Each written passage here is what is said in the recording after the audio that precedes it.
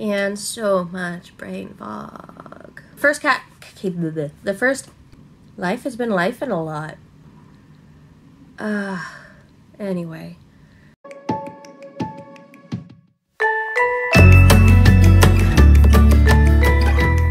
Hello, I'm Tabitha. This is my channel, We the Foxen. So yeah, haven't been here for a while. Life has been lifing a lot recently. I wasn't feeling up to making any videos as much as I wanted to because I've recently had a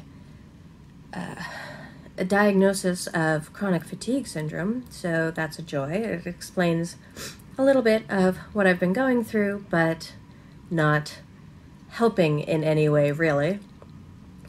So I've been really tired mentally, physically, emotionally, so that doesn't help in creating any content. However, I have been reading a lot, never stopped, but it doesn't help make the videos or edit the videos or even plan videos. So there's that. I had filmed a video just before Christmas and then never really got around to posting it before New Year's, and then I was looking at it and I was like, no, it wasn't good enough. And I was thinking a bit about how I want to, like, what direction I want my channel to go in, and I really still have no idea, but I thought maybe I could take a page out of Angela's book, Angela at Literature Science Alliance, and maybe do like a weekly wrap-up. So I figure I do a like, what are you reading sort of thing. So that's what I'm gonna do. So part of the problem with my chronic fatigue is that it also screws with my brain more than my depression was screwing with my brain, because there are some times where I am looking for a word and I just completely blank. No idea what the word I'm looking for is, and it just looks like I'm buffering, like I'm just looking up into my brain doing whatever and cannot find the word. Forgot which direction I was going in. Train of thought has completely derailed. Anyway, so what are you reading? This is what I've been reading. Finished this week. I finished Mr. Fox by Helen Oyeyemi, and not pleased with it at all.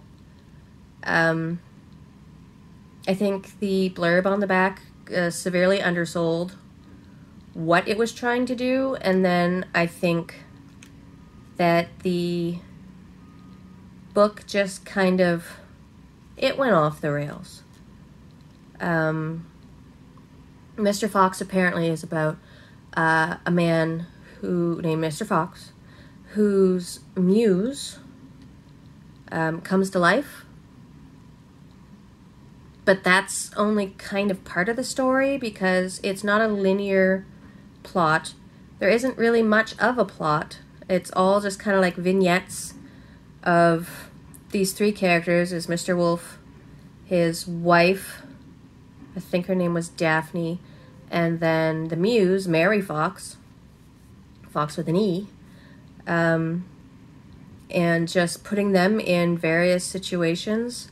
It's like the author, Mr. Fox, is always killing off his female characters, and in one of the vignettes, like, he does kill Mary, and like there's one where his wife pretends to be his secretary to put off Mary from writing stories because she thinks that her husband is sleeping with her. These are the ones that I can vaguely remember, but otherwise I think I think it got too high on itself. It was trying really hard for something. I don't know what, but I missed it. It did not. A lot of people think it's really good. If so, it went way over my head.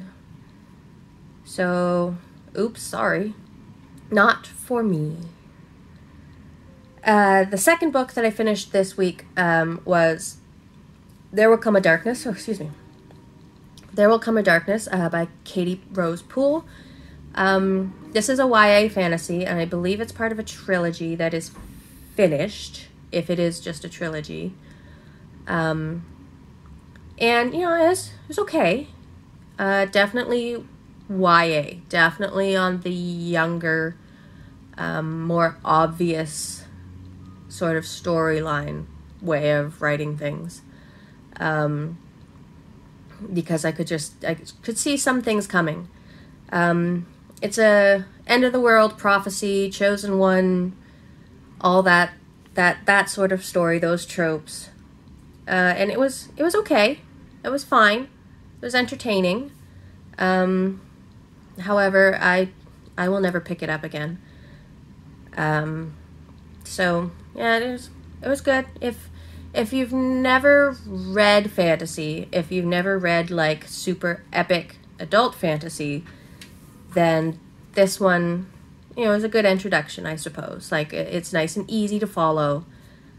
Even though there's lots of characters, you know, it goes into the classic hero's journey. There's double crosses, there's triple crosses, there's chosen ones, there's looming darkness, that sort of thing.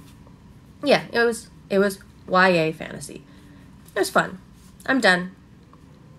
That's the end of that. So on to what I'm currently reading. I am currently reading Ta'ak to Me. I think that's how it's pronounced. And it's an anthology of Arctic horror stories. So that was really fun. I am, I think, a quarter of the way through that. And I picked this one up purely because Angela had read it. And I was like, what? Yeah. So Angela has picked up a bunch of things that are Canadian based, and I had never read them or even heard of them.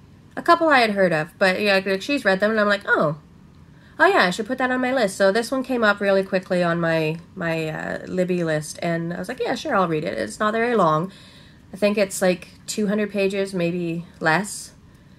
And they're all really short stories, so it's really quick to get through. Just read it at night as I'm trying to fall asleep and fall asleep to horror stories.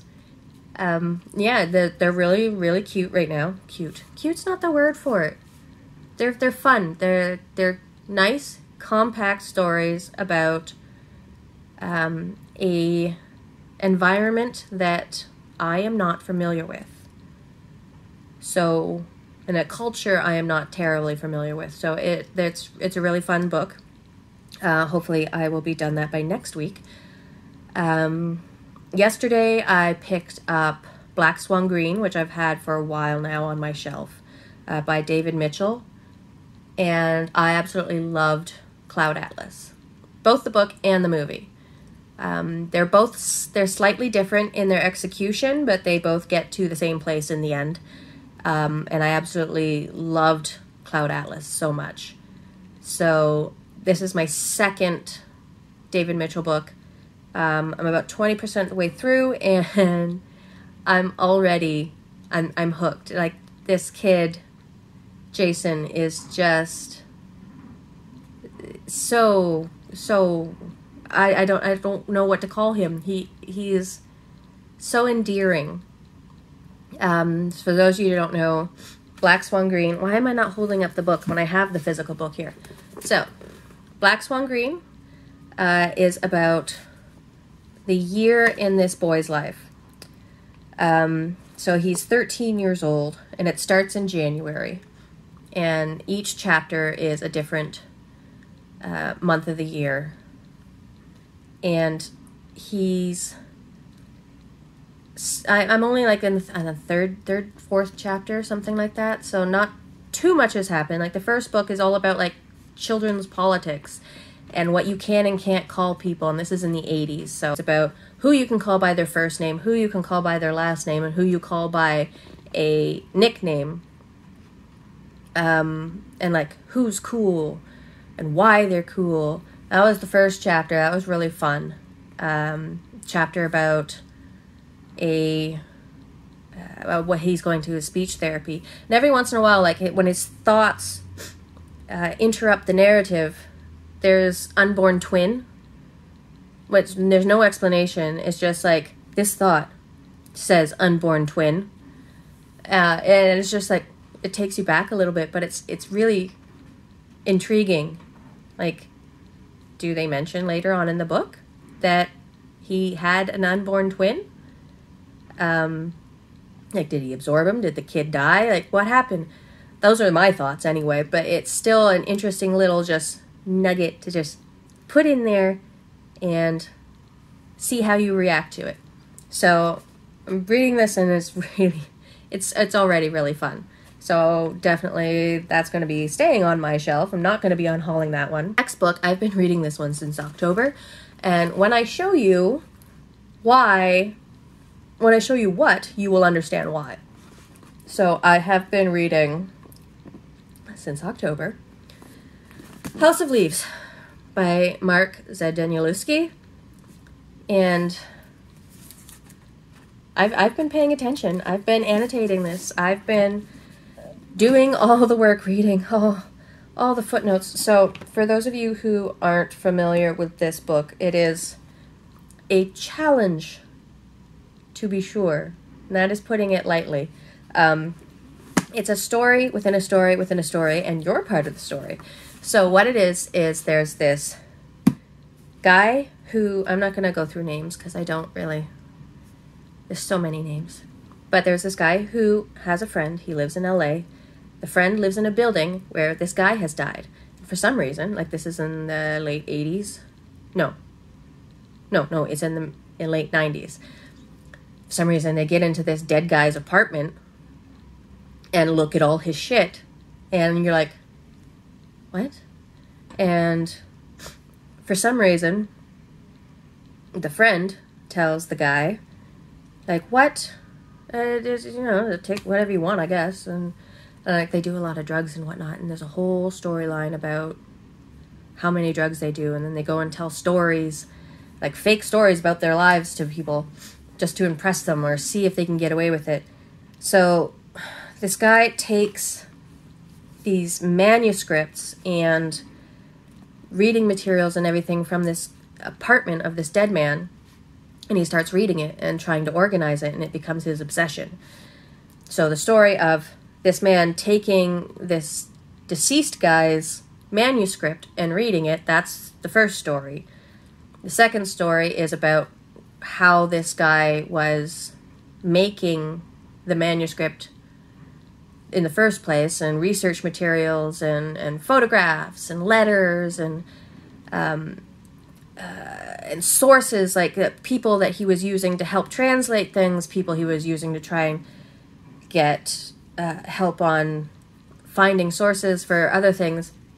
And the story that he is working on in this manuscript is called The Navison Record, and it's supposed to be like this underground, starts as an underground documentary with snippets of this weird-ass house where, like, weird doors show up and hallways in these doors, and they're not always the same when you open the door, especially the one downstairs, and it, like, goes off into this labyrinthine sort of strange, multi-dimensional, like, extra-dimensional space that doesn't belong in this house because it goes outside of this house. Like, there's no way this house could hold all of this.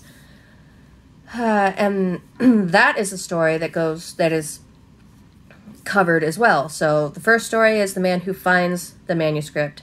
The second story is the man who's making the manuscript.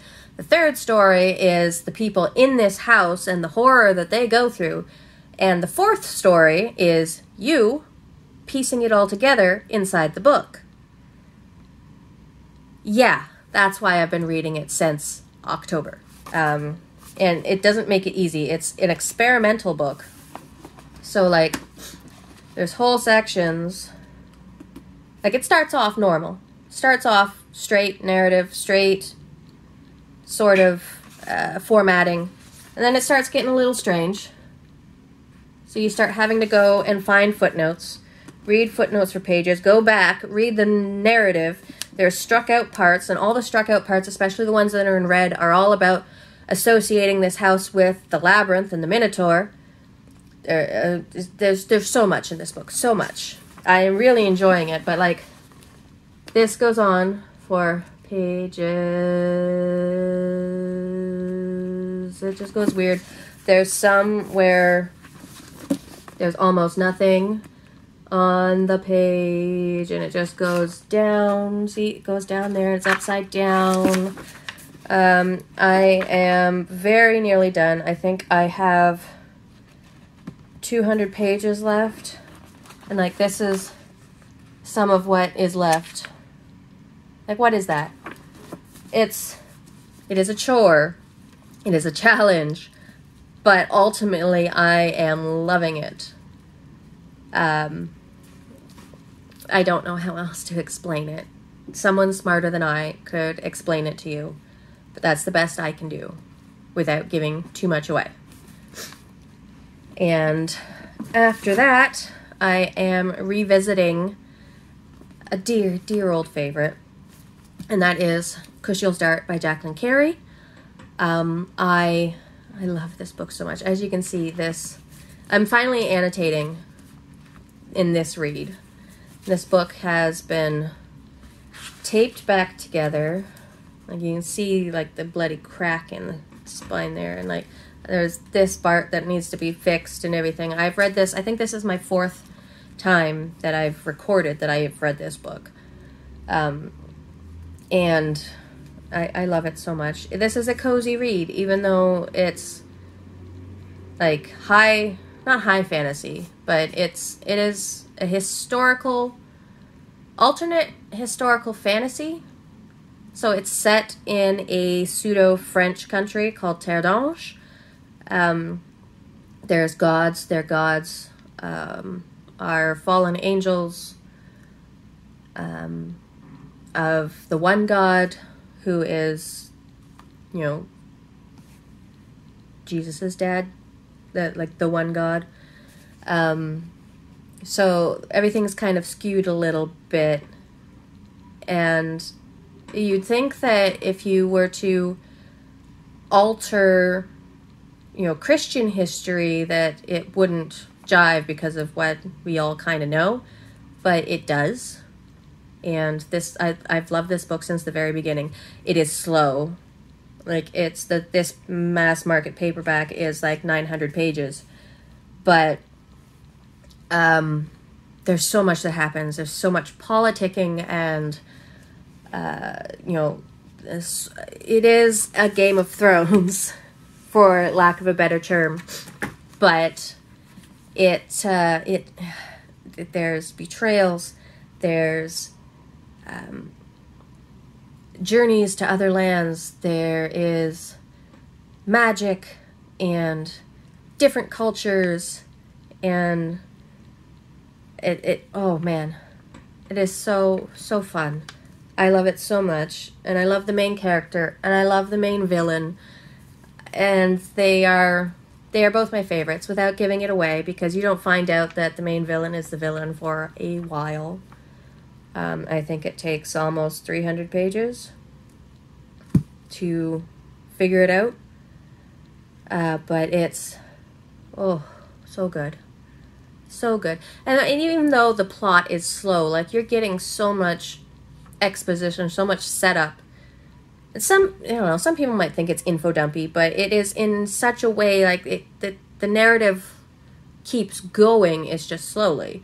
And you're getting all this information about the society of Terre d'Ange and the way they worship and the way that they interact in their own world. I love it. I will always love it. It is my favorite book of all time, I think. So enough about that. Enough of me gushing. I have 2 more books that I want to talk about that I plan on reading next. So that is the first one being A God in Ruins by Kate Atkinson. I had picked this up.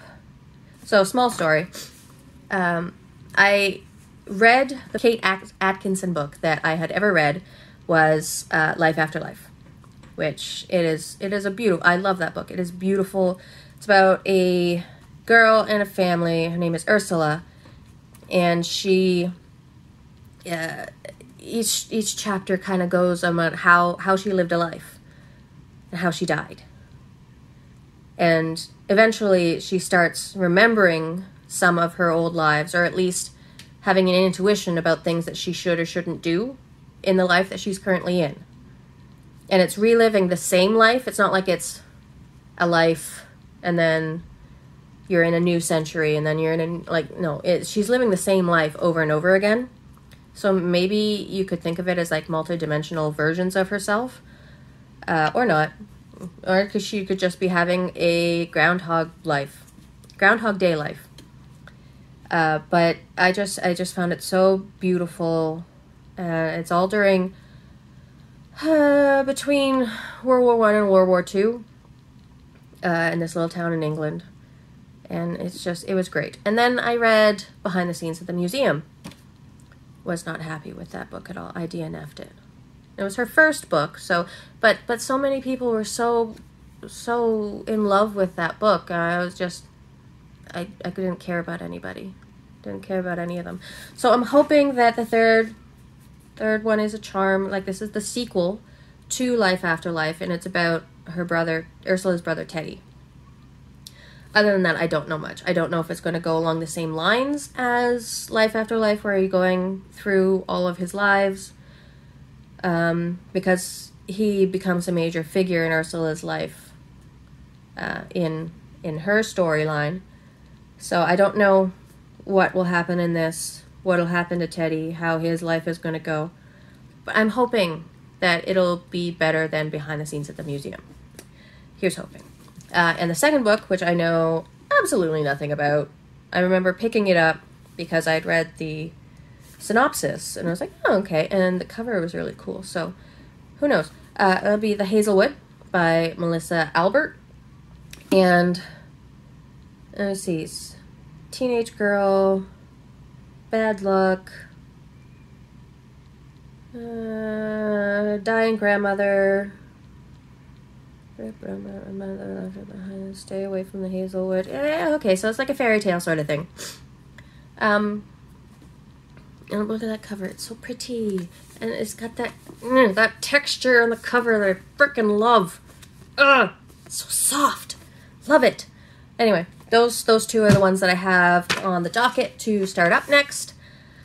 And I've been talking for far too long. So, with that done, Happy New Year. Thank you for those of you who watch my videos, for waiting, for being patient.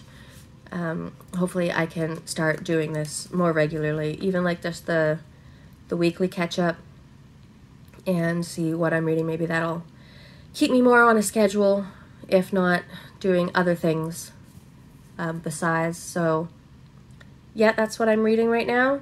Thank you for watching. If you liked the video, follow me. It helps me out a whole lot, and it gives me a little bit of a serotonin boost. If you want to leave a comment, please tell me what you've been reading. Was it good? Have you read any of these? Was it bad? Tell me if you liked any of the books that I was talking about today, and your experiences with them. Otherwise, I will hopefully see you next week. Maybe, fingers crossed. Anyway, thank you for coming by. See you next time. Bye.